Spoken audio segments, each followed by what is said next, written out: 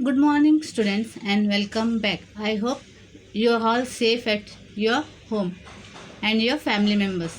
आशा करती हूँ आप लोग सब खुश रहेंगे और खुशहाल होंगे घर में.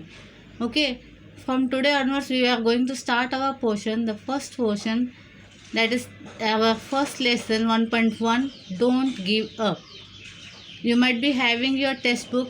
If not, please purchase it, and we will start our lessons from today onwards. Okay, if you are tired and have not won, never stop for crying. All that great and good is done just by patience trying. Okay, though young birds in flying fall, still their wings grow stronger, and the next time they can keep up a little longer. Though the sturdy oak has known many a blast that bored her, she has risen again and grown loftier and prouder. If by easy work you beat, who the more will prize you, gaining victory from defeat? That's test that tries you. Pope Carey. The poet's name is Pope Carey. Okay, don't give up. Don't give up से आपको क्या समझ में आता है? What you can understand from this word? Don't give up. मतलब कभी हार नहीं मानना चाहिए. You should not give up in your life. If anything goes wrong, अगर कुछ गलत हो रहा है आपके साथ या आप जो अचीव करना चाहते हैं वो अगर नहीं हो रहा है, आप बार बार ये हो रहा है आपको, मतलब you are getting it wrong, आप वो नहीं कर पा रहे और बार बार आपसे गलतियाँ हो रही है या कुछ अनहोनी ऐसा हो जाता है जो हम चाहते नहीं हैं उन ऐसा होता है, तो you should never give up. You should keep in your mind that you can do it. कभी भी हार नहीं मानना चाहिए आपको.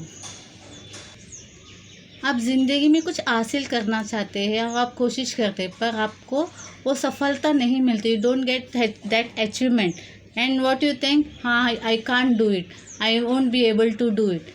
That is your wrong thinking. You should never give up if you face any failure in your life. This is what the poem tells us. ये poem में भी वही है कि आपको गिव अप नहीं करना चाहिए, हार नहीं माननी चाहिए.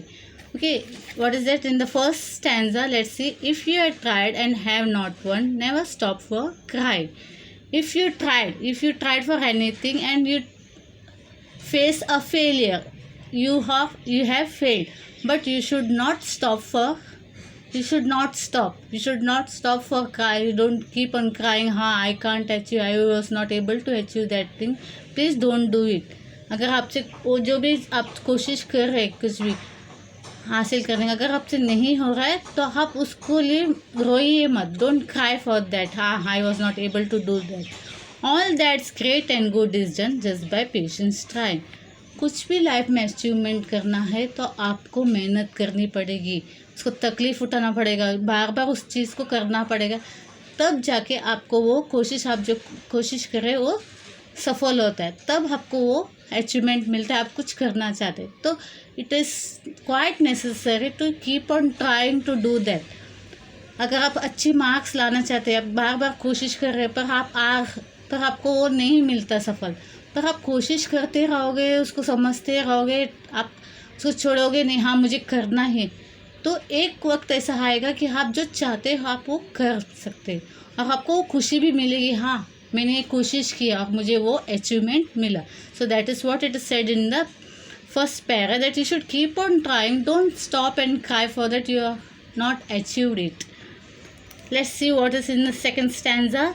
Though young birds in flying fall, still their wings grow stronger. What is said? Though the young birds, if you have seen the young birds, जो छोटे birds, choose or you say it's a small baby of a bird, it tried to fly. तो वो कोशिश करता है कि fly करने के, पर उसके पंख बड़े ही कमज़ोर होते हैं. The wings are very delicate and weak, so they can't able to, they were not able to fly. तो जैसे कोशिश करते they fall down. As soon as they tried, they just fell down to back to their nest. So that is what say, young birds in flying fall, still their wings grow stronger. जितनी बार वो गिरेंगे, जितनी बार कोशिश करेंगे, उतने ही उनका पंख मजबूत होता जाता है। If you see a small baby, वो खड़ा रहने की कोशिश करता है, जब पहली बार खड़ा रहने की कोशिश करता है, बार बार वो गिर जाता है, but it's that child doesn't stop there only, हाँ मैं गिरूंगा, अभी चोट लगूंगा, it won't stop, it will keep on trying and last you will see that it is able, the child is able to stand and even it tries to walk. चलते वक्त भी बच्चे कितनी बार गिर जाते हैं, पर ये नहीं कि बच्चे हार मान के वहीं पे रह जाते कि हाँ चोट लगेगी। They keep on trying and thus they start to walk also. That is what it is said. Even the birds are same. They try to fly, but the wings are so weak that they are not able to fly, and they just keep on falling down. But their wings become stronger as many times they try to fly. यानी उनके जितने बार वो कोशिश करते हैं, उनमें उतनी ये आ जाती है कि वो उसके पंख एकदम मजबूत हो जाते हैं और they are able to fly. The next time they can keep up a little longer. The next time क्या है, वो कोशिश करते करते फिर बाद में उनके पंख में इतनी मजबूती आ जाती है कि at last they are able to fly. Though the sturdy oak has known many a blast that bore her, she has risen again and grown loftier and prouder. Sturdy oak, it is एक ये है plant okay है जिसका though the sturdy oak is known. अगर कितने भी बड़े पेड़ हो, जो भी हो, जब हवा तेज चलती है तो what happened, it bowls down. जब हवा तेज चलती है तो झुक जाती है, इट बोल्स डाउन।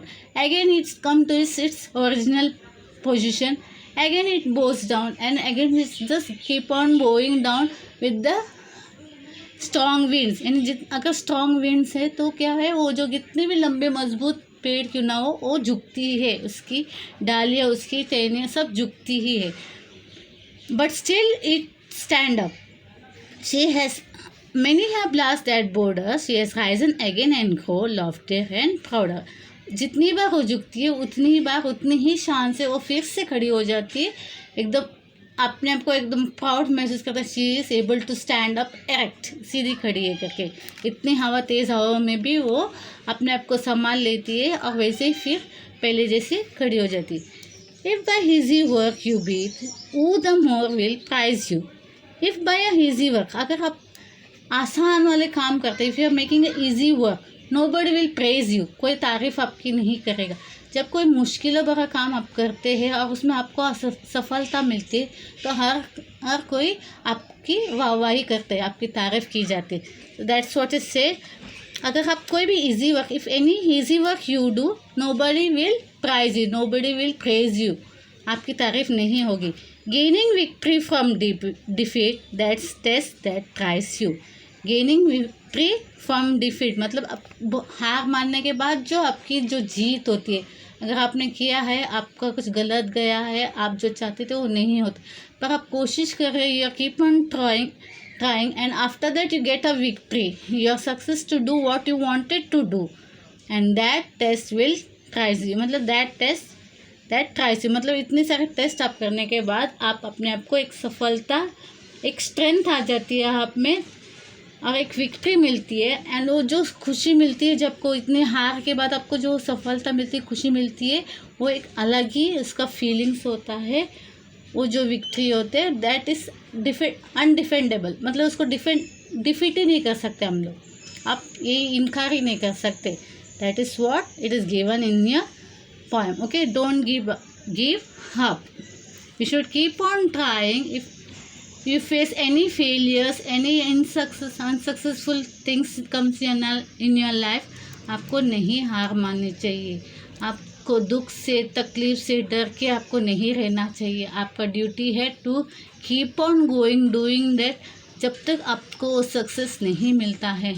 लाइफ में फेलियर है, अगर हम फेल हो जाते हैं, हाँ मैं फेल हो गया, अब मैं कुछ नहीं कर सकता, you can't think that, you should try your level best. उसमें पूरी आपकी 100% ये आपको डालना है, तब जाके आप फिर आपको वो सक्सेस मिलेगी। और वो जो सक्सेस मिलेगी, that time you will know that your strength, आपकी ताकत कितनी आप जान जाओगे। हाँ, आप फिर आप में ये आएगा, कॉन्फिडेंस आएगा, हाँ दैट आई कैन विन, अगर मैं चाहूँ तो मैं कर सकता हूँ।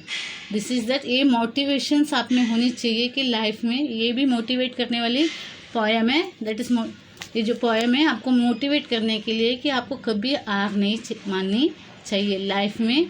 ज़िंदगी में अगर आप सही हो, जो कर रहे हो काफ़ी सही है, इससे किसी का बुरा नहीं, आपका भला हो रहा है, आपका घर वालों का, everybody, then please don't give up with any failures or unsuccessful things. Okay, that's all in this poem. I hope you understand this poem. आप go through कीजिए इसको, एक बार रीड कीजिए, अंडरस्टैंड कीजिए अच्छे से. Okay, thank you.